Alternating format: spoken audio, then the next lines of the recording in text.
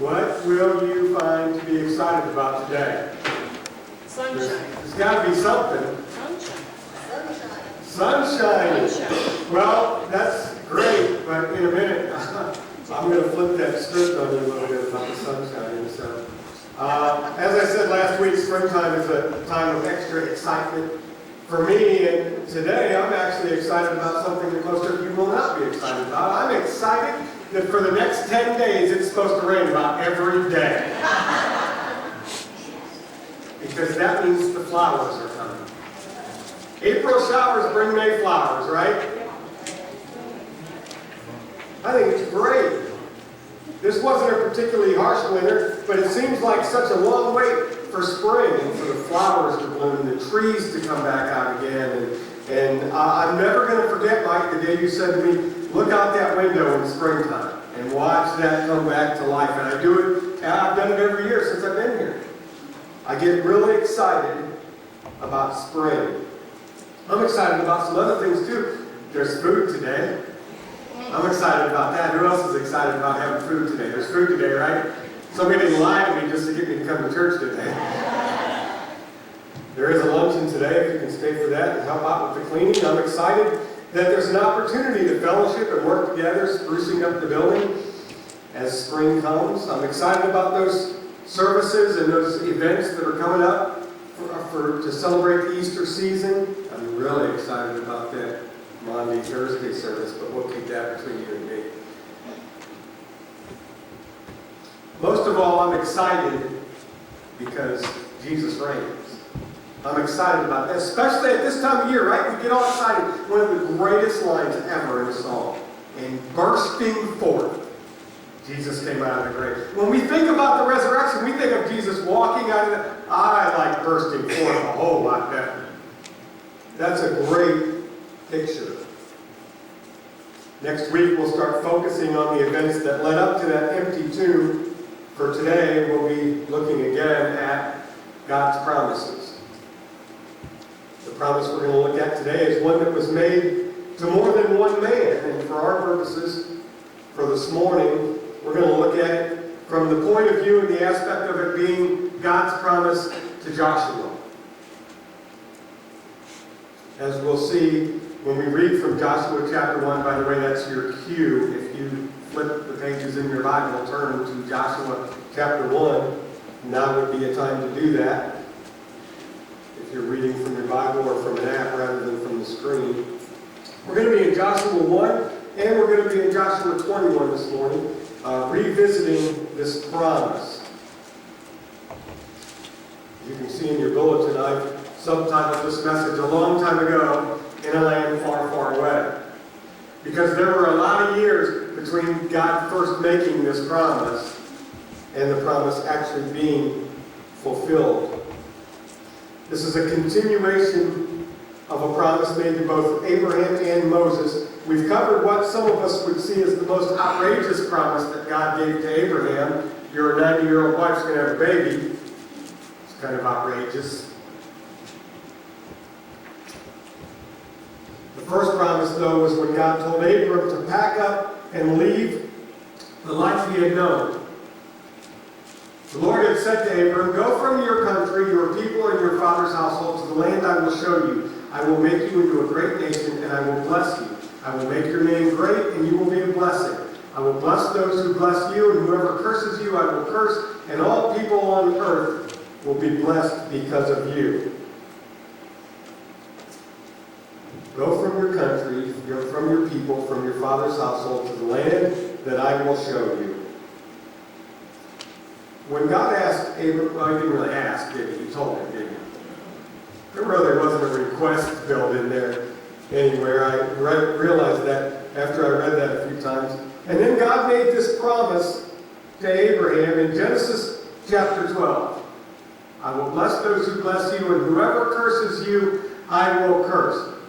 God said, I got your back. I'm on your side. Your friends are my friends. Your enemies are my enemies.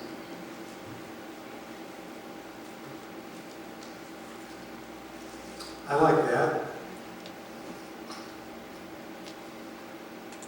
God's telling Abraham, I'll be the friend of your friend and the enemy of your enemy until the end. You might want to write that down. We're going to come back to that. The Bible says that Abram was 75 years old when he heard this promise from God. Now, if you do a little bit of research, if you're an information geek like I am, you can go back and find that that was approximately the year 1871 BC when God made that promise to Abraham. Fast forward to beyond the time when Moses was given the Ten Commandments, to a time when practices and rituals and rules were set in place by God, and promises were again made by God. The year is now 1446 BC. 425 years after God made that promise to Abraham. Exodus chapter 23. See, I am sending an angel ahead of you to guard you along the way and to bring you to the place I have prepared. Pay attention to him and listen to what he says. Do not rebel against him. He will not forgive your rebellion, since my name is in him. If you listen carefully to what he says and do all that I say, I will be an enemy to your enemies, and I will oppose those who oppose you. My angel will go ahead of you and bring you into the land of the Amorites, the Hittites, Perizzites, Canaanites, Hivites, and Jebusites, and I will wipe them out. That's what God said to Moses. That's the same thing God said to Abram. 425 years in between those two promises. Many changes have taken place during that time. A lot has happened in Israel and the surrounding area during those years. The Hebrew people have gone from being free to suffering famine to being enslaved and then being miraculously freed again by the power of God's hand. See how that fits in? There's one thing that hasn't changed though. The promise. The promise is still the promise. And I know some of the people were probably thinking or saying things like, yeah, that's what you said 400 years ago. Why hasn't it happened yet? And we might be thinking that those people must be crazy. This is God talking. Why wouldn't they just listen and take God at his word? We might be thinking that, but as we sit here in our culture of immediate gratification, what one of my friends calls our microwave society, where we don't even want to wait 180 seconds for the microwave to make my popcorn. Imagine waiting as a people for more than 400 years to experience the promised land. That's what they've been doing. They've been waiting because that promise had been passed down from generation to generation. They all knew the promise had been made. Imagine not only waiting, but living under conditions that were about as opposite from promised land living as you could get. They were in slavery for the majority of that time. So God made this promise to Abram, then 400 plus years later he made the same promise to Moses. And I can't help but thinking Moses is going, okay, so what's the holdup? Let's get this done with. Because that's the way we think. Again, we'll come back to that question in just a few minutes. Now we come to Joshua, the successor to, the replacement for Moses. Moses has died after being allowed to see the land flowing with milk and honey. Isn't that amazing? All that time in the wilderness, and all he got to do was look at it. That goes back, by the way, folks, to why the holdup. So Moses gets the look. God said it's right over there on the other side of the river, and then Moses died. In Joshua chapter 1, we read about God's instructions to Joshua. Moses, my servant, is dead. Now then, you and all these people get ready to cross the Jordan River into the land that I am about to give them to the Israelites. I will give you every place where you set your foot, as I promised Moses. There it is again, the same promise. I will give you everywhere that you set your feet. Scholars have developed a modern-day map of where the borders of this promised land would be. I think you'll be surprised. from Egypt to Iraq, Syria, Jordan, Saudi Arabia, all of that land inside those red lines in ancient times was the promised land. I don't think we think of that. I think we think of that little strip that we call Israel today as being the promised land. But that's how much land was involved. Keeping that in mind, and by the way, this map is based on God's promise to Abram way back in Genesis 15. On that day, the Lord made a covenant with Abraham. To your descendants I give this land from the Wadi of Egypt to the great river, the Euphrates. The Wadi of Egypt is the river in Egypt, the Nile. That map goes from the Nile to the Euphrates.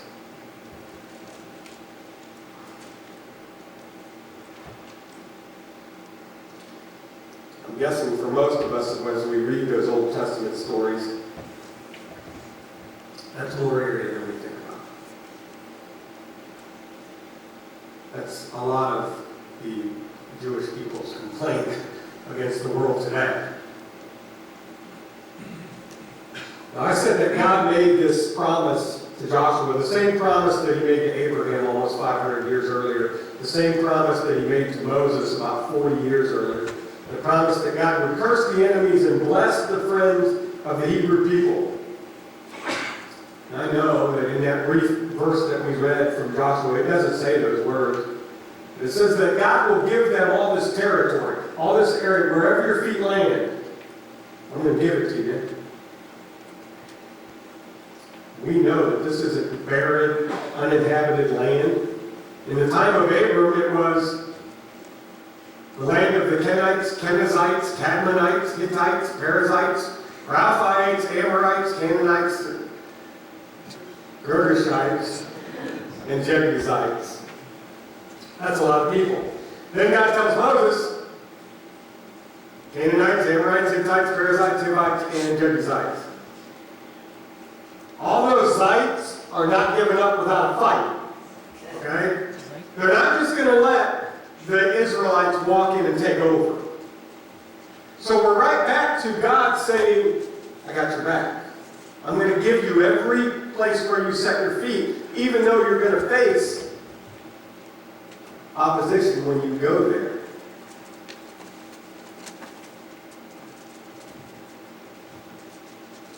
In verse 5 of Joshua 1, God tells Joshua, no one will be able to stand against you all the days of your life. As I was with Moses, I will be with you. I will never leave you nor forsake you. Be strong and courageous, because you will lead these people to inherit the land I swore to their ancestors to give them. No one will be able to stand against you.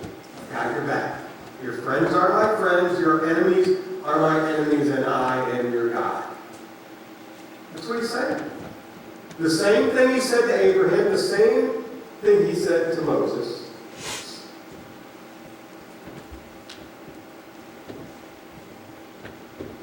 There's some other things that God said to Joshua. Then Joshua puts into action the plan for the Israelites to finally receive this promised inheritance of the land.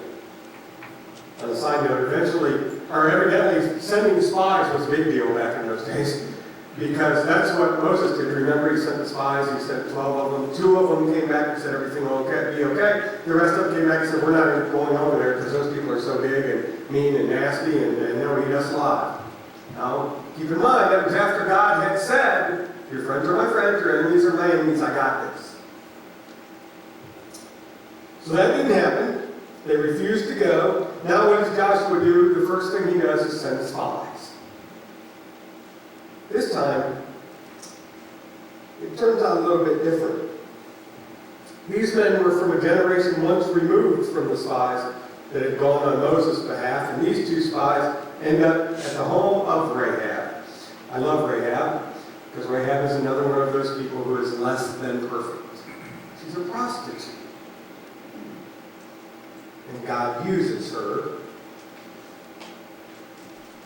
So by the time these 2 spies returned from their mission, their report is simple. They said to Joshua, the Lord has surely given the whole land into our hands. All the people are melting in fear because of us.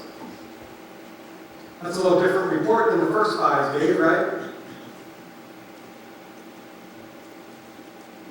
If you take the time to read the book of Joshua, I think it's really a fascinating story. If you read it from beginning to end, he leads the people across the Jordan River, and God gives specific instruction concerning the Ark of the Covenant, that vessel that contains the presence of God. God tells Joshua to use rocks to create a memorial, a reminder to future generations of what God has done, of how he has finally delivered his people into the promised land.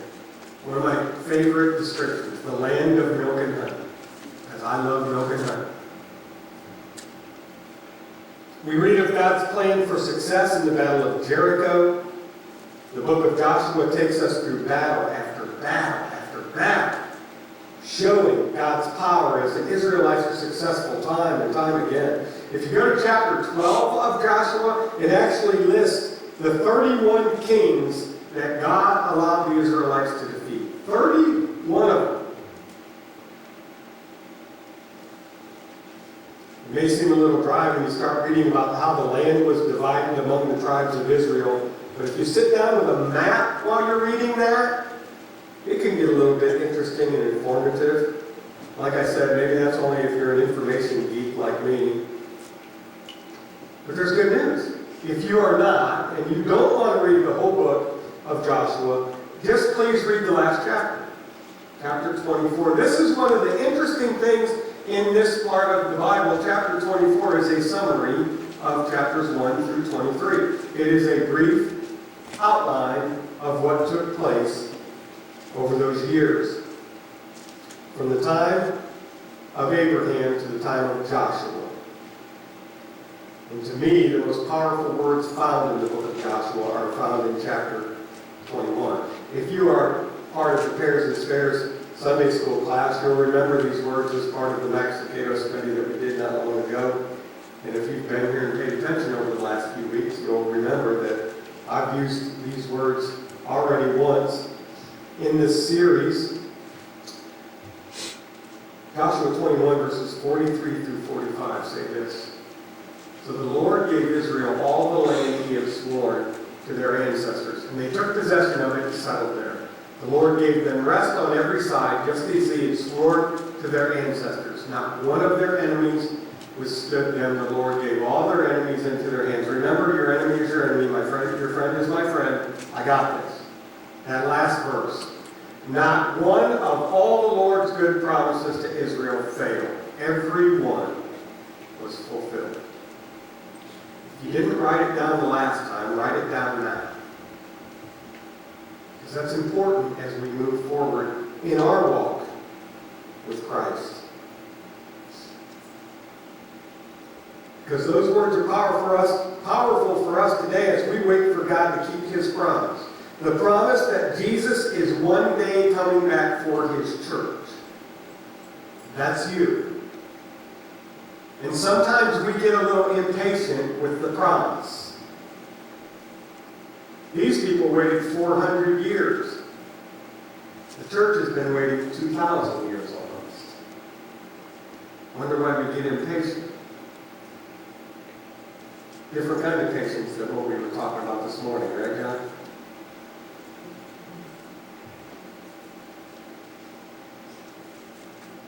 If you grew up in a Christian home, you may have been waiting most of your life for Jesus to come back. I mentioned that the Hebrew people, particularly those following Moses, must have been wondering, what's the holdup?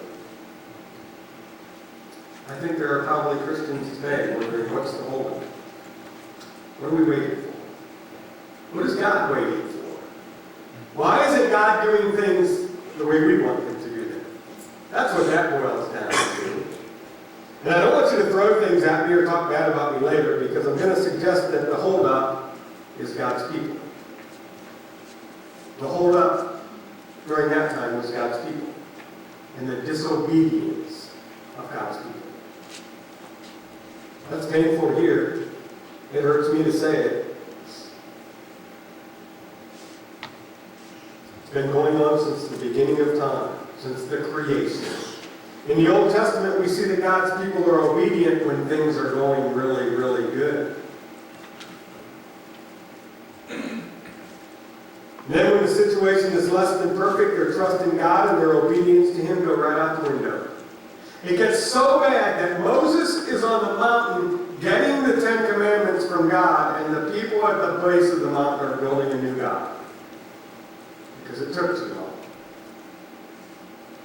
There was a holdup. And even back then, people didn't like to wait. It's not a coincidence that seemingly all of a sudden Joshua is finally able to lead the people across that river to where God had planned for them to be for so many generations. Here's why I say that. If you're turning pages, flip back to the first chapter of Joshua again. The words that are recorded in verses 7 through 9 say it all. If you take me up on my suggestion and read the book of Joshua, what you'll see, that's exactly what Joshua did. Keep this book of the law always on your lips. Meditate on it day and night so that you may be careful to do everything written in it. Then you will be prosperous and successful.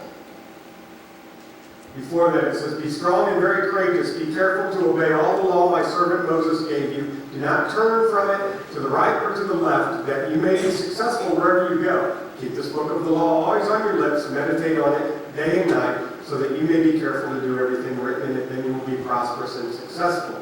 Have I not commanded you? Be strong and courageous. Do not be afraid. Do not be discouraged. For the Lord your God will be with you wherever you go. I'm convinced that's what God was waiting for. He was waiting for His people to do what He asked, because even with Moses, they did what God asked while things were going okay.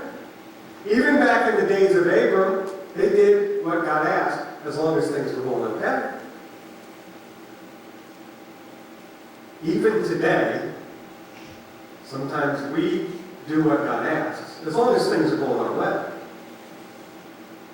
As long as things are going okay. Girl, do not throw whatever is in your hand.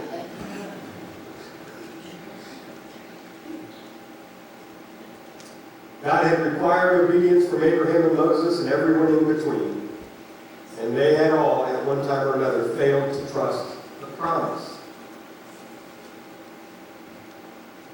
Moses wasn't allowed to enter the promised land because he once claimed credit for something that only God could do. And he didn't follow God's instructions. He wasn't obedient. All God said was smack the rock and water will come out. Moses had to smack the rock twice. And he said to the people, look what I will do for you. So because of that, he only got to see the promised land. Now, in defense of these great biblical figures who often messed up, the rules that they had to follow, when that list, like John said this morning in Sunday school, that list was a whole lot bigger than the rules we have to follow today. And they had to remember all those rules. 430 something commands.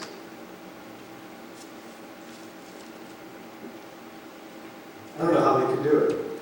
Oh yeah, I do. Right there. Keep this book of the law always on your lips, meditate on it day and night so that you may be careful. That's how they did it. It's the same for us today.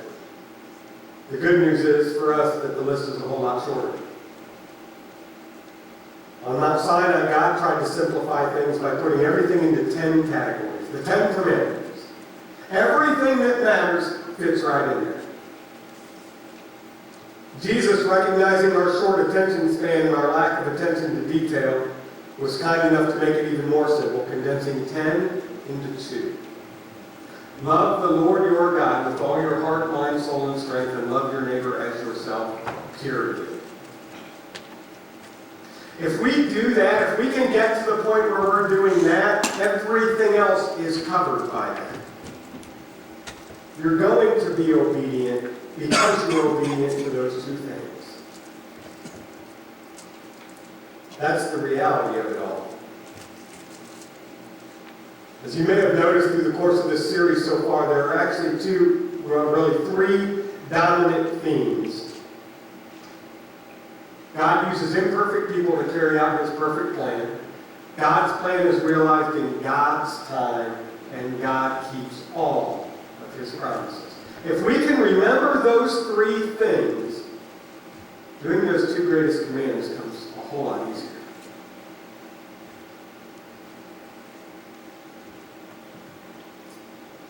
That's great news for us. It's great news for those who have accepted Christ as Lord and Savior for obvious reasons. But it's also great news for anyone who hasn't made that decision or that commitment yet, because there's hope. Hope of a relationship with somebody who doesn't need you to be perfect. God doesn't want you to be perfect. He doesn't expect you to be perfect. He's got the plan. His plan will happen in his time, with or without your cooperation. And he keeps all of his promises. I don't know what you could ask for him, friend. More than that right there. So that's good news if that's a decision that you have to make. If that's you and if you're looking for that kind of relationship, really because the relationships of this world have let you down or have required more of you than you're willing or able to give, because there's a lot of people in this life who expect you to be perfect, especially if you tell them you're a Christian. But if you're not and you want to explore that, having that kind of relationship, we're going to give you a chance to do that in just a few minutes. To make a decision. And the other invitations that we offer each week are listed in the bulletin on the back. You can look at those. As for the rest of us, be strong and courageous. Do not be afraid. Do not be discouraged. We live in a messed up world, church. And sometimes it feels like we are under attack from every direction. Do not be afraid. Do not be discouraged. For the Lord your God will be with you wherever you go. And Jesus said, even the gates of hell, even hell can't stop the church. Let's pray. God, I love you. Thank you so much for your promises.